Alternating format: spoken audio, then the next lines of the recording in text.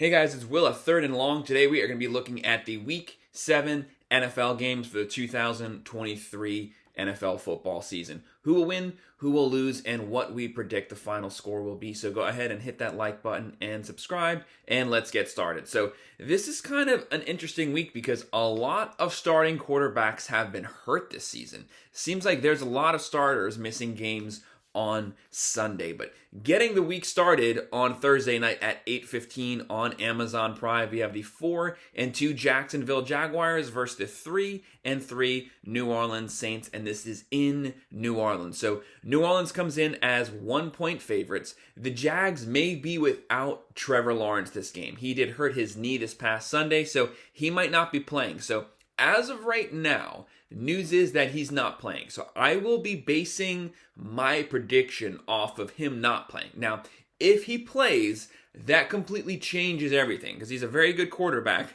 But if he doesn't play, this is going to be CJ Beathard who will be starting as the Jacksonville quarterback. I honestly don't know anything about that quarterback. So I don't expect much from the Jaguars, even with their weapons, Ridley, Etienne Jr., if Beathard is the starting quarterback. So based off of that, I believe that the New Orleans Saints would be winning the game. They are 3-3, but on paper, this team is a lot better than they've been playing. Carr has to play better. He's been checking down way too much, but they have Kamara, they have Olave, they still have Michael Thomas. They have a very good defense, so that should be able to hold the backup quarterback up. So I actually think that the Saints should get an easy win at home, and they will win 24-17, and they will cover that spread. Next game we have on Sunday at 1 p.m. on Fox, we have more backups playing. So we have the 3-3 Las Vegas Raiders at the 1-5 Chicago Bears. So as of right now, Jimmy G did hurt his back, so he might not be playing. Justin Fields did hurt his hand last week and come out of the game, so he might not be playing. So this could be Brian Hoyer, which we have heard that name many times, versus Tyson Bagent as the quarterback. So Hoyer, we all know him. He's been around the league a pretty long time, but this could basically be a battle of the backup. Whenever that happens, I would say, just like the Saints game, whoever has the best defense will probably be favored to win that game. So Las Vegas does come in as 3-point favorites. They have very good weapons. They still have Jacobs there at running back. They still have Adams at wide receiver. So the weapons are there. And their defense is not bad. They're just okay. But I think that this is going to be on the low scoring side. Bears have been hot with Justin Fields, but with him out, I think that's definitely going to hurt them. And that's definitely going to hurt the great season that Moore has been having. So they are 3-point favorites, but I think they should cruise to a win. Well, not cruise to a win, because it's going to be a low-scoring game, field goals at the very end. But I do think that the Raiders are going to pull this one out in a low score, 20-17. So they will cover that spread. But like I said, it's a battle of the backup. So we really don't know what we're going to get here. Anything can happen. But if both starters are out, I do have the Raiders winning 20-17 and covering. Next game we have at 1 p.m., we have some more backups coming. So we have on CBS, we have the Cleveland Browns at 3-2, just coming off of beating the 49ers. That's a massive win versus the Colts, who sit at 3-3. So the Browns have been playing with their backup because Deshaun Watson has missed the last 2 weekends. Now, word is that he will be coming back. So we actually have one starter who wants to play so far this week. So he will be back. No one really knows why he was out in the first place because he got medically cleared, but he sat out the last 2 games. But that's a completely different story. But he hasn't been having a very good season anyways. But now the Colts. Anthony Richardson is out, supposedly. Irsay said he will be out for the whole season as of this point. So Gardner Minshew will be playing in his 3rd straight game. So the Colts will have their backup playing. However, Minshew is a very serviceable backup. He had a bad week last weekend, but the weekend prior to that had a very good game. So he has high highs and low lows. So which Minshew will show up? It's going to be pretty difficult for high Minshew to show up because the Browns have the number 1 defense in football right now. They are only giving up 200.4 yards per game. So their defense is suffocating, completely beat up, and shut down the 49ers, who probably have they have the best roster in football. So if the 49ers couldn't move the ball, it's going to be pretty hard for the Colts to move the ball. Now, Colts do have weapons. They do have Zach Moss. They do have Jonathan Taylor. So at least Minshew can try to rely on his running game, but the Browns' D-line is very good. So they're going to shut that down. They will force Minshew to have to throw the ball, and he will be forced to be checking down a lot to the running backs. But the Browns, like I said, they have a very good line, and they have a very good secondary also. So I would give the edge to the Browns here, who are 2-point favorites, because Watson is back, and they do have a very good defense versus a Colts with their backup. So I think the Browns are also going to win this one 24-17, and they will cover that spread. Next game we have at 1 p.m. on CBS, we have the Buffalo Bills at 4-2, who just barely squeaked out a win last weekend versus the Giants. That was a pretty bad game. Versus the Patriots at 1-5. Buffalo is 8.5-point favorites in this game, even though it's in New England. And that is deservedly so, because the Patriots, let's be honest here, their offense is complete garbage. It sucks in every way possible. In their last 3 games, they have 20 points total in their last 3 games. So, that's a bad one. What's that, like 6.6 points per game? It's completely pathetic. This might be the last game that we see Mac Jones as the starting quarterback, but really, who is going to replace him? I mean, it's not a very good roster. They will have a very good defense that will try to keep the game close, but when you can't get first downs, your defense will be on the field a long time. The Bills need to wake up from that pathetic performance they had last weekend. Now, they did win, but they lost at the Jags, came back, and barely beat the New York Giants. So they need to rebound, and they need to have a very good win, but they have the weapons to do so. They have Josh Allen. They have Cook. They have Diggs. So they will definitely be moving the ball, and the Patriots will give them a lot of opportunities to score because they will definitely be going 3 and out a lot. So I see the Bills winning. I have the Bills winning 27-14 and covering that spread. So getting a pretty nice rebound win here. Next game we have at 1 p.m. on CBS, we have the Washington Commanders at 3-3 coming off of a win last weekend, which I picked them to win, versus the New York Giants at 1-5, who are coming off of a close loss to Buffalo last week. So Washington is on the road here. They are 2-point favorites with this game, with the Commanders. So I picked them to win last weekend, but the Commanders are a flip-flop team. So they look really good one week, and then that's guaranteed the next week for them to look like trash. That's just the way that things work. It's a 50-50, look good, stink, look good, stink. So I don't think they're going to win this one. They have a pretty decent offense with Sam Howell. They can move the ball, but they have absolutely no defense, and they are due to stink because they played good last week. And the Giants at 1-5 had a very good close loss versus the Bills last weekend. So perhaps they're getting a little better because they were pretty bad. But Daniel Jones is not a good quarterback, but Barkley is back. He did have a very good week last week. So Commanders have no rush defense. So he's going to go off, probably going to get 100 to 140 yards this game. So I think the Giants get an ugly win on the ground running the ball with Daniel Jones and with Barkley. And I think the Giants are going to get the win here. They're going to upset, and they're going to win 23-20. Next game we have at 1 p.m. on Fox, we have the 3-3 Atlanta Falcons at the 3-2 Tampa Bay Buccaneers. So, Falcons, Ritter, I think he's had 300 yards the last 2 weeks.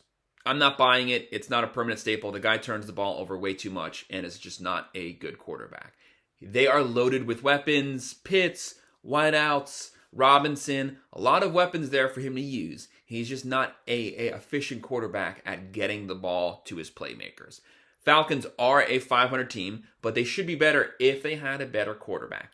Buccaneers. So Baker Mayfield has actually had a very efficient season so far this year. So he is playing well. They really have no run game, but he has the weapons at wideout. He still has Evans. He still has Godwin. And they have a pretty decent defense. So he can lean on the defense, and he has just enough weapons to get first downs and push towards the red zone and score. So the Falcons will be hard-pressed here because they're playing the better defense, and they do not have the better quarterback. So Tampa Bay is 2.5-point favorites at home. I do think that they will win comfortably here. 24-17. Falcons will probably get a late field goal to close the game in, but they will still cover that spread, and they will still get that win. 24-17. Next game we have, which is one of the better matchups of the weekend at 1 p.m. on Fox, we have the Detroit Lions at 5-1, one of the best teams of the year so far, at the Baltimore Ravens at 4-2. So Baltimore does come into this game as 3-point favorites. So Lions, they have a top 10 defense. They have a top 10 offense. Falcons, I think their defense is top 10 and their offense is just outside of it, but closing in on that top 10. This is a stacked team for both sides. Ravens are 4-2, but they have not been having the best season so far, statistically. But they do still have Lamar Jackson. So as long as they have him, he can make plays happen. But the Lions have a very good defense. They're going to put a lot of pressure on Lamar Jackson, try to bottle him up and keep him in the pocket. And they have a very efficient offense. Goff, Montgomery, Brown, they have weapons. They have the better defense. Ravens have been on the road a lot, so they're probably tired, but I do realize why they are favored here, because they're due for a win, and it's probably hard for people to think of the Lions going 6-1 so far.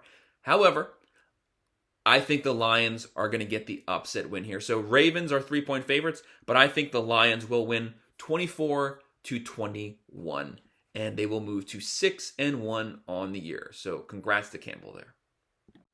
Next game we have at 4:05 p.m. on Fox. We have the 3-2 Pittsburgh Steelers at the 3-3 Rams. So Rams come into this game as 3-point favorites. Pittsburgh, so they're 3-2, but let's drop the crap here. They are not a very good team on offense at all. They have a very good defense led by TJ Watt, who's getting a lot of pressure and a lot of sacks, but it's just not going to happen, guys. So let's drop the talk with Kenny Pickett. We had no business building him up into some great quarterback this offseason. I don't know why people kept doing that, but the guy stinks. He's not bad. They do have Pickens, so they have weapons there, but their offense is not good. Rams have absolutely no defense. However, they have a really good offense. Stafford is definitely moving the ball. They have Williams. They have Nakua. They have Cooper Kupp back. So the Rams are going to move the ball definitely. And their defense will get just enough stops to shut down the Steelers. So I do have the Rams winning here. And I have them winning very comfortably because they're going to move the ball on the Steelers. And they're going to win 27-17. So they're going to be covering that spread also. Next game we have at 4:05 on Fox. We have the 1-3 Cardinals at the 3-2 Seattle Seahawks. Seattle comes into this game as 8-point favorites. So that's a pretty big spread right there, but deservedly so. So the Cardinals are having a very rough season. They do have some competitive games, but Josh Dobbs, backup, is having an okay year serving as the backup for the Cardinals. They do have some weapons, but they have nothing to play for. There's a lot of one-win teams right now. They do not need to win 2 games. There's too much competition for the number 1 pick. If you want Caleb Williams or Drake May, you need to lose as many games as possible, and there's too many sucky teams. So you have to compete to suck more versus all of those teams. So the Cardinals need to lose every single game from this point forward because there's a lot of teams that might have 2 to 3 wins. So they need to make sure that they have less. So the Cardinals have nothing to play for here. They must lose. Seahawks have everything to play for. They have been very hot since they lost their first game of the season. They have a very efficient offense. They have Geno Smith. They have Walker. They have Metcalf. They have a pretty decent defense also. So they're going to get the win here. And I have the Seahawks winning 30-20. So even though that's a pretty big spread, they will definitely cover it because they have something to play for and the Cardinals have absolutely nothing going on. Next game we have at 4:25 on CBS, some big brand football teams that stink. We have the Green Bay Packers at 2-3 at the Denver Broncos at 1-5. So Green Bay is 1-point favorites here. This is one of those games that whoever stinks the least will win. So Packers, Jordan Love has not been having a good year, but Aaron Jones is back at running back, so that should definitely help him out. They did have the bye week, so they should be rested, and they should be prepared for the Broncos. But the Packers defense has a lot of holes.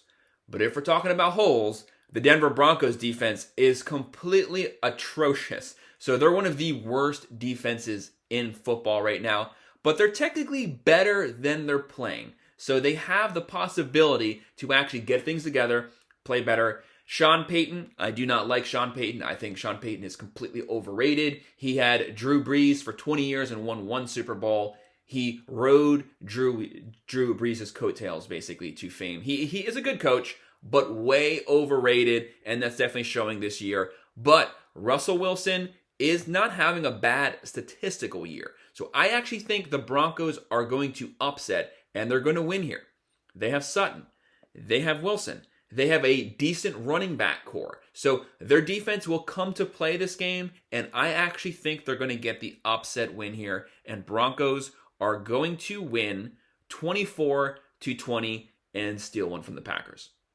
The next game we have coming up at 4:25 on CBS, we have the 2-3 LA Chargers at the 5-1 Kansas City Chiefs. So Kansas City does come into this game as 5.5-point favorites. So this is kind of a tough game here because you really don't know which type of Chargers team is going to show up. So the Chargers just lost a really close one to the Cowboys. Herbert did not have the best game, but they played a very good defense, and that's kind of similar to who they're going to be playing this week. So Kansas City has a top 5 defense.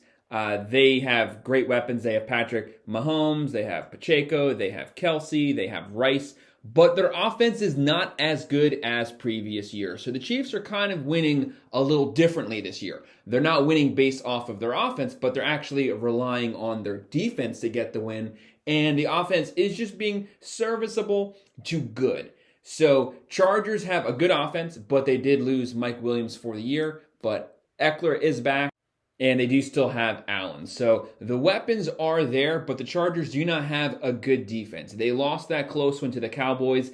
I think this game will be very similar. It will be very close, but the Chiefs' defense should hold the Chargers in check, and the Chiefs should just have just enough offense to get the win. So even though they are 5.5-point favorites, I have the Chiefs winning 27-24. So they won't cover, but they will get the win.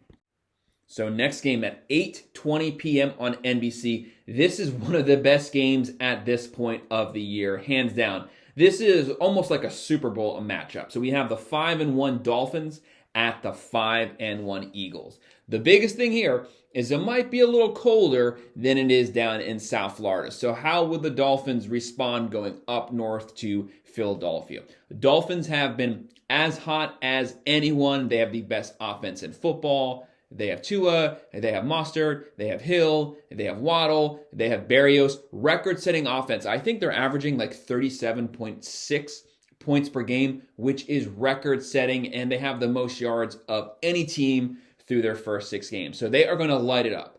Eagles, coming off of a really tough loss versus the Jets, where their line got pushed around. Hurts had a horrible game. So how will they respond having lost their perfect season this past week? And it's also a short week for the Eagles. So how will that play out there? Will they be tired? Can Hurts get things back on track? So the Eagles last year had a very good defense. This year, not so much, and their offense has not been hitting. They've just been completely off this year, and Hurts is not having a good year so far. So what's going to happen here? I think this game can go either way, but I'm going to put my money basically on the more consistent team. So the Eagles do come in as 2-point favorites, but I actually think the Dolphins are going to squeak a win out here. Very close, 31-30, Dolphins will win. Could I see this game go the other way? Could I see the Eagles win 31-30? Yes. The Eagles do have the talent there. They do have Hurts if he plays a good game, and the Dolphins' defense is not good, so they should be able to move the ball, and they are at home with the best offensive line in football. But it's going to be hard to shut down the Dolphins. Will they be able to do it? I think no. I think the Dolphins win a close one and move to 6-1 on the season. Really good year for the Dolphins. Next game we have coming up at 8:15 on ABC on Monday night. We have the 5-1 San Francisco 49ers coming off of a loss this past weekend, losing their perfect season, versus the 2-4 Minnesota Vikings. So the Vikings are without Justin Jefferson. That's a massive loss for them, but they still got the team together last weekend. 49ers coming off of that loss. We don't know as of yet if Christian McCaffrey will be playing. We also don't know if Deebo Samuel will be playing. So they both got hurt, so they might not play. That's massive losses for the 49ers. So that puts more pressure on Brock Purdy, who did not play well this past weekend. Either way, though, 49ers have the best defense in football, and they still have a stacked offensive roster. So no matter what, they are still hands down the better team. They do come into this game as 7-point favorites. Vikings might be able to take advantage of the 49ers, possibly, if they had Justin Jefferson. But they don't. So they just have Kirk Cousins, and the 49ers are still loaded. They still have Ayuk, they still have Kittle, and they still have a stacked defense. So I think the 49ers are going to get the win on Monday night and move to 6-1. They will be cementing themselves with the Dolphins as the two best teams. And I have the 49ers winning 27-17. So they will cover that spread. They will get a comfortable win, but they just won't move the ball as well offensively if those guys don't play, but they don't need to get the win here. So that's my breakdown of the Week 7 NFL games. Hit that like button and subscribe. Thanks.